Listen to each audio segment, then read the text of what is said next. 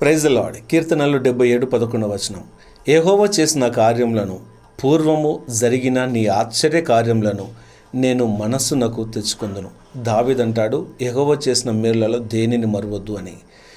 దేవుడు మన గత జీవితంలో పోయిన సంవత్సరం గడిచిన కాలంలో ఎన్నో గొప్ప కార్యాలు దేవుడు చేశాడు. ఎన్నోసార్లు స్వస్థపరిచారు, ఎన్నోసార్లు దేవుడు ఆయా పరిస్థితుల నుంచి తప్పించారు. Let us be thankful to God. దేవునికి కృతజ్ఞత కలిగి ఉందాం.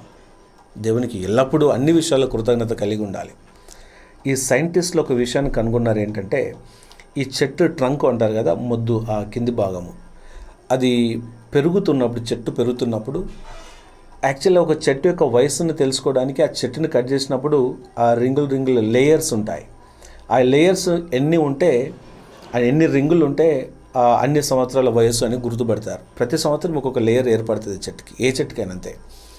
అయితే ఈ చెట్టు పెరుగుతున్నప్పుడు ఆ సంవత్సరము ఈ వాతావరణ పరిస్థితులను బట్టి వరదలు వచ్చాయా, లేకుంటే కరువు ఉందా, అంటే వర్షాలు లేకుండా ఉందా, లేకుంటే తుఫాన్లు ఎక్కువ వచ్చాయా, ఈ సోలార్ సిస్టమ్ ఎలా ఉంది, వీటన్నిటిని బట్టి ఆ లేయర్ ఫార్మేషన్ అనేది జరుగుతుందంట. దానికి అనుగుణంగా జరుగుతుంది.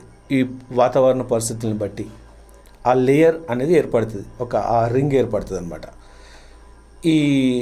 ఈ సైంటిస్టులు ఏం చేస్తారంటే, ఆ సంవత్సరము పలానా డేకేడ్లో పలానా సంవత్సరం వాతావరణ పరిస్థితి ఎలా ఉందో తెలుసుకోవడానికి ఇది కూడా ఒక మార్గం వాళ్ళకి. ఇలా ఒక చెట్టు ఎంత వయసు ఉందో ఆ రింగులను బట్టి తెలుస్తుంది. ప్రతి సంవత్సరం ఒక కొత్త లేయర్ ఏర్పడుతుంది. ఆ లేయర్ ఏర్పడటంతో పాటు ఆ సంవత్సరం ఎలా ఉండింది, ఏం జరిగింది అనే విషయాన్ని కూడా అది రికార్డ్ చేస్తుంది.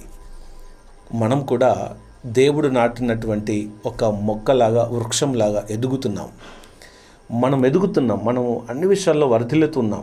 వయసులో, ఆత్మీయంగా, రకరకాలుగా మనం వర్ధిల్లుతున్నాం. మనం ఎదుగుతూ ఉన్నప్పుడు ఆ లేయర్, ప్రతి సంవత్సరం ఒక లేయర్ ఏర్పడ్డట్టుగా దేవుడు చేసినటువంటి కార్యములు, దేవుడు చూపినటువంటి కృపను కూడా ఒక లేయర్ లాగా మన మనసులో దాచుకొని దేవునికి కృతజ్ఞత చెప్పే వారమై ఉండాలి. అందుకే దేవుడు చేసిన మేలులలో దేనిని మరువద్దు.